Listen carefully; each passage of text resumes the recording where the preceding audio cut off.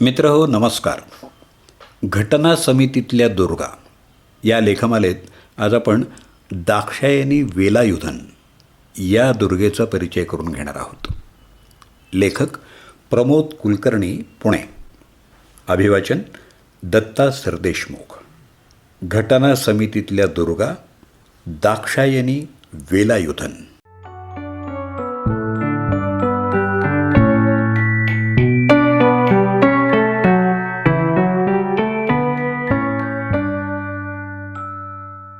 दाक्षायणी वेलायुधन यांचा जन्म 4 जुलै 1912ला कोचीनच्या किनारपट्टीवर असलेल्या बोलघाटी नावाच्या एका छोट्या बेटावर पुलाया समुदायात झाला.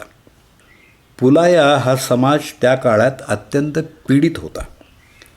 अतिशय खडतर आणि उपेक्षित आयुष्य वाट्याला येऊनसुद्धा दाक्षायणी यांनी आपल्या आयुष्यात काही बाबतीत पहिलं असण्याचा मान मिळवला होता. कोचीनमध्ये विज्ञान शाखेत पदवीधर झालेल्या त्या पहिल्या दलित महिला होत्या. कोचीन विधानसभेतल्या पहिल्या दलित महिला होत्या आणि संविधान सभेतल्या एकमेव दलित महिला होत्या. स्थानिक भाषेत दाक्षायणीचा अर्थ दुर्गा देवीची कन्या असा होतो. त्या काळात सर्व दलित जातींमध्ये पुलाया ही सर्वात कनिष्ठ जात मानली जात होती. अनेक सामाजिक निर्बंधांमध्ये त्यांना दागिने घालण्याची, छत्री वापरण्याची, झोपड्यांचं छत कौलारू करण्याची आणि शरीराच्या वरच्या भागावर कपडे घालण्याची परवानगी नव्हती. स्त्रिया त्यांची शालीनता टिकवून ठेवण्यासाठी फार तर गळ्यात मण्यांचे हार घालू शकत होत्या. त्यांच्या समाजातलं कोणीही शाळेत जाऊ शकत नव्हतं. निर्बंध मोडणाऱ्यांना अमानुष शिक्षा मिळायची. तरीसुद्धा 19व्या शतकात मिशनऱ्यांच्या आगमनामुळं गोष्टी बदलत गेल्या.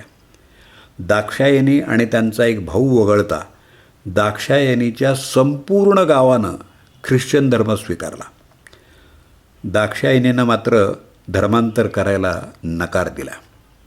1912च्या सुमाराला दाक्षायणीचे 2 भाऊ आणि काकांनी साधू जनपरिपालना संगम SJPS नावाची एक संस्था स्थापन केली. तीव्र प्रतिकारानंतरही SJPSला काही प्रमाणात यश मिळालं. सामाजिक निर्बंधांमध्ये शिथिलता आली. मुलांना शाळेत जाण्याची परवानगी मिळाली. दाक्षायणी मुळाऊकडं या गावी प्राथमिक शाळेत गेल्या, पण हायस्कूलसाठी त्यांना चथ्याथू नावाच्या मोठ्या गावात जावं लागलं. शाळेत पोहोचण्यासाठी त्यांना प्रथम नावेतून प्रवास आणि नंतर 3 ते 4 तास चालावं लागत असायचं. दाक्षायणी सुरुवातीपासूनच अतिशय हुशार विद्यार्थिनी होते. 5वी नंतर त्यांना राज्य सरकारकडून स्टायपेंड मिळालं. कॉलेजसाठी त्यांनी कोचीनच्या महाराजा कॉलेजमध्ये रसायनशास्त्रात पदवीधर होण्यासाठी प्रवेश घेतला. कॉलेजला प्रवेश घेणारी ती पहिली दलित मुलगी होती. या बातमीनं एकच खळबळ उडाली होती आणि कॉलेजच्या गेटवर कॉलेजला जाणाऱ्या दलित मुलीला पाहण्यासाठी लोक आणि मीडिया जमा झाले होते. वर्गात त्यांना जातीभेदाचा सामना करावा लागला. त्यांना दुरूनच प्रॅक्टिकल पाहावं लागलं. असं असतानासुद्धा त्या 1935मध्ये द्वितीय श्रेणी मिळवून पदवीधर झाल्या. त्याच वर्षी त्यांना त्रिचूर गावातल्या सरकारी हायस्कूलमध्ये विज्ञान शाखेच्या शिक्षिकेची नोकरी मिळाली. या ठिकाणीसुद्धा जातीच्या भेदभावाचा सामना त्यांना करावा लागला. महाविद्यालयीन जीवनापासूनच त्या गांधीवादी विचार आणि चळवळीकडं आकर्षित झाल्या होत्या. पण कुटुंबाच्या आर्थिक अडचणींमुळं नोकरी सोडता आली नाही. मात्र त्यांनी ऐक्य केरळ या चळवळीत सक्रिय सहभाग घेतला. हे आंदोलन एकसंध केरळ राज्यासाठी होतं. त्यासाठी त्यांनी अनेक भाषणं केली. 5 वर्षाच्या सेवेनंतर त्यांनी 6 सप्टेंबर 1940ला R. वेलायुधन यांच्याशी विवाह केला.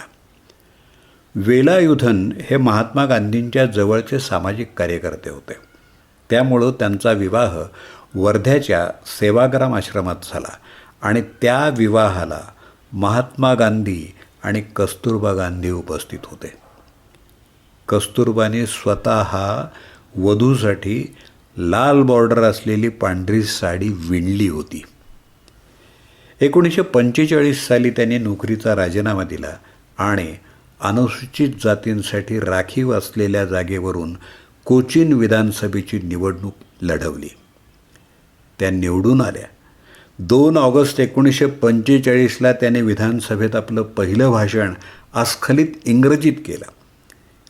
हे सर्व सदस्यांसाठी आश्चर्यकारक होतं. त्यांनी अस्पृश्यांच्या स्थितीबद्दल जोरदारपणे मुद्दे मांडले.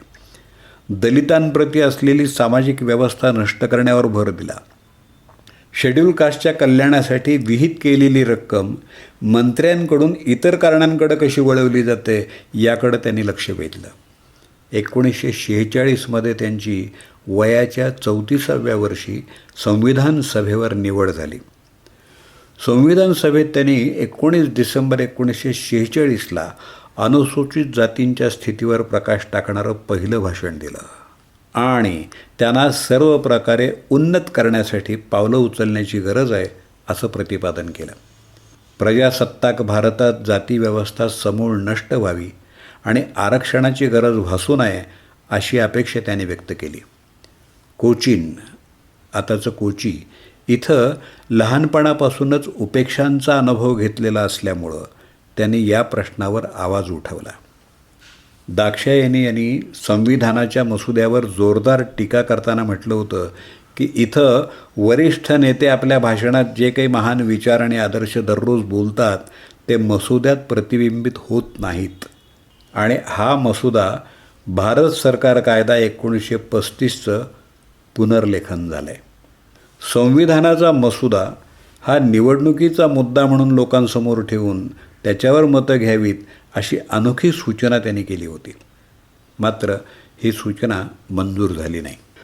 संविधान सभेत सर्व चर्चा त्या काळजीपूर्वक ऐकत असत.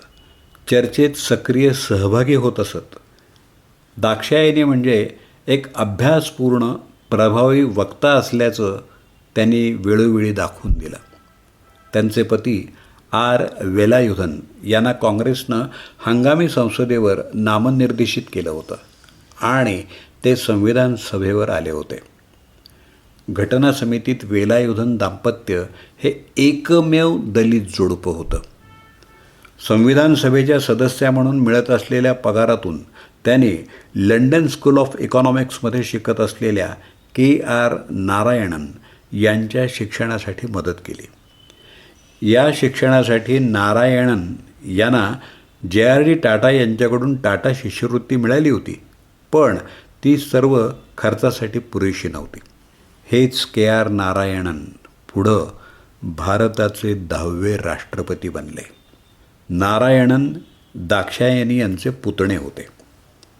डॉक्टर बाबासाहेब आंबेडकरांच्या दलित विषयक कामाप्रती त्यांना फार आदर होता. 1945-46मध्ये त्या मद्रासच्या जय भीम या आंबेडकरी प्रकाशनाच्या व्यवस्थापकीय संपादक होत्या.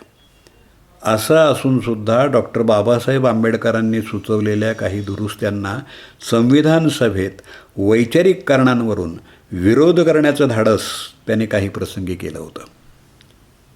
त्यांनी 1952ची लोकसभा निवडणूक लढवली नाही. नंतरच्या काळात त्यांनी केरळमध्ये आंबेडकरी चळवळीसाठी काम केलं. त्यांच्या सामाजिक कार्याची आणि संविधान निर्मितीतल्या योगदानाची जाण ठेवण्यासाठी केरळ सरकारनं 2019मध्ये केरळमधल्या महिलांच्या सक्षमीकरणासाठी योगदान देणाऱ्या महिलांसाठी दाक्षायणी वेलायुधन पुरस्कार स्थापित केला. दरवर्षी देण्यात येणाऱ्या या पुरस्कारात निवड झालेल्या महिलेला 1,00,000 रुपये दिले जातात.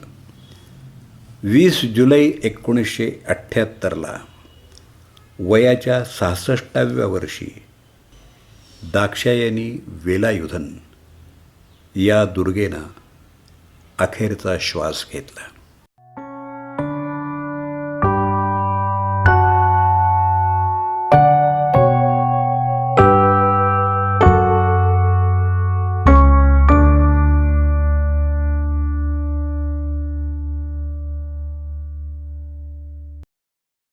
मित्रहो, आत्ताच आपण घटना समितीतल्या दुर्गा या लेखमालेत आज दाक्षायणी वेलायुधन या दुर्गेचा परिचय करून घेतला. लेखक प्रमोद कुलकर्णी, पुणे. Mobile number 9850812443. अभिवाचन दत्ता सरदेशमुख.